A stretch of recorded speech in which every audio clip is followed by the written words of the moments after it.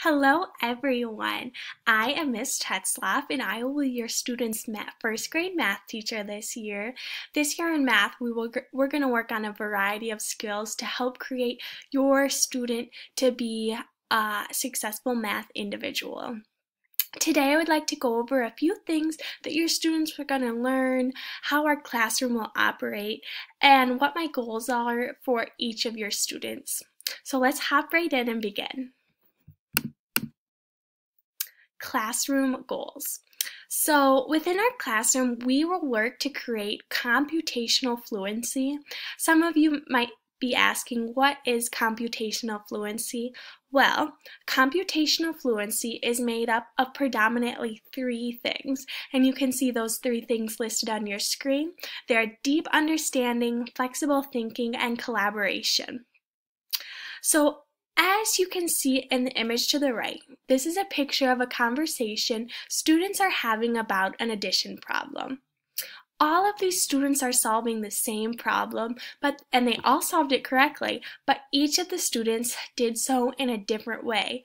I want students to be flexible learners, and I want them to be able to learn from one another. I want them to be able to bounce ideas off one another and share their thinking. Each student has their own way of thinking, and that's okay, but it's important that we are able to have flexible learners so that our thinking can collide with one another and we can accept other ways of thinking. They are showing deep understanding with how they are solving the problems and how they are expressing how they solve the problems. When your students leave my classroom, I want them to understand why they do the things they do in math rather than simply following a formula because they are told to do so. I want your child to have deep understanding so that in the future they can transfer what they know now into future situations.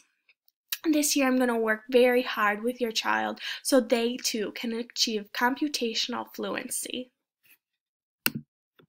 Flexible thinking. Flexible thinking is a priority in my classroom. As I discussed before, I believe that there is no one right way to do math, and in our classroom I want students to understand this and to think outside the box when it comes to math. To think, if they know one way to solve a problem, I want them to think outside of the box and think of another way that they might be able to solve this problem. Everyone's mind works in a different way, and so we should be flexible thinkers so that we ourselves can think in multiple ways. Collaborative learning. Having students be able to express their thinking verbally helps them to understand and create a deeper understanding within themselves, and I think it is a great way to work on social skills.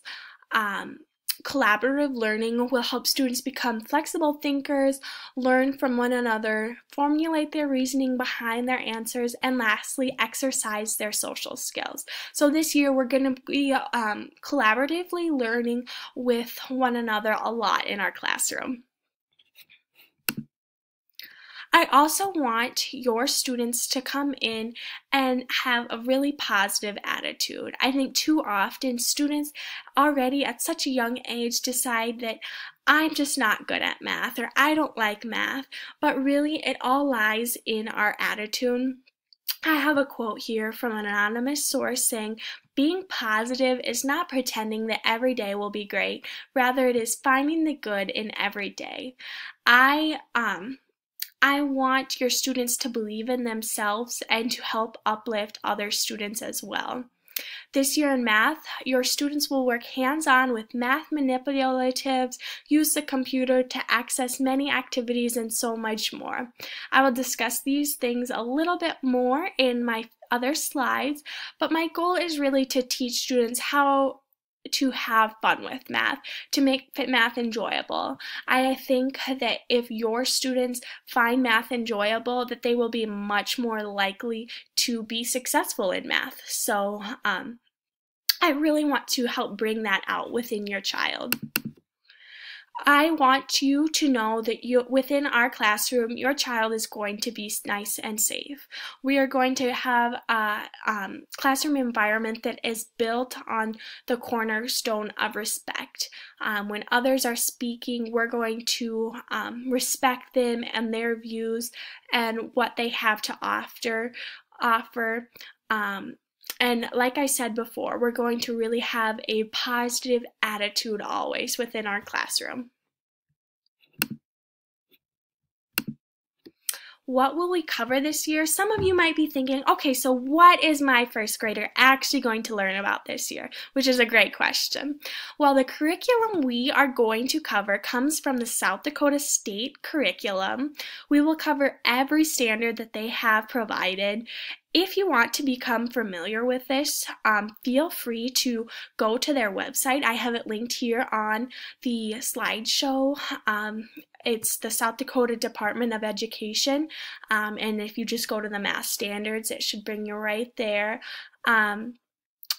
It's a wide variety of topics to help you kind of stay up to date on what we actually are learning at the beginning of at the end of every week on Friday, I will send home a newsletter, and on that newsletter, it will have the standards that we are going to be working on the following week. So that will help you kind of stay up to date with what your child is working on.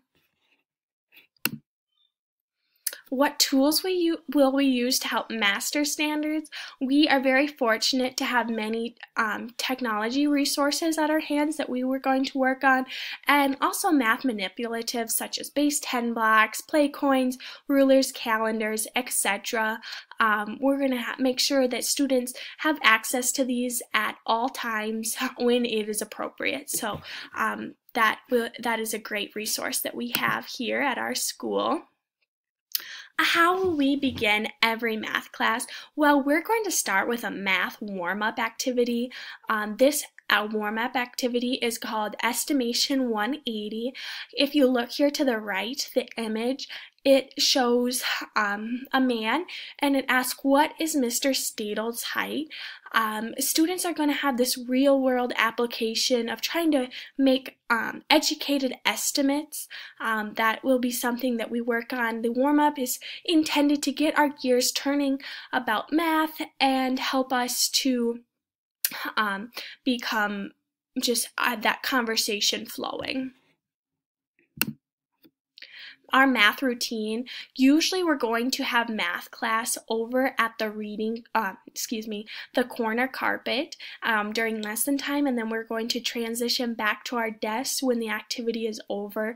Students are not typically going to have homework. They as long as they work hard during the work time that I provide. If they do, just help them complete that and help them turn that in, and that will be great. However, I will send home extra practice at the beginning of every week that is supplemental to the work that we are going to be doing in class. So if you could help your child work on that, that would be so appreciated, and it really will help your child so much, so much.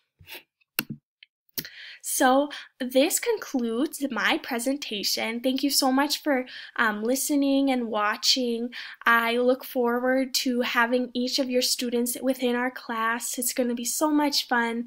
Do any of you have any questions? Okay, well, if any of you think of any questions later on, feel free to reach out to me. I have my email and phone number listed on the screen. I look forward to having each of your students this year. It's going to be filled with so many math adventures. Thank you.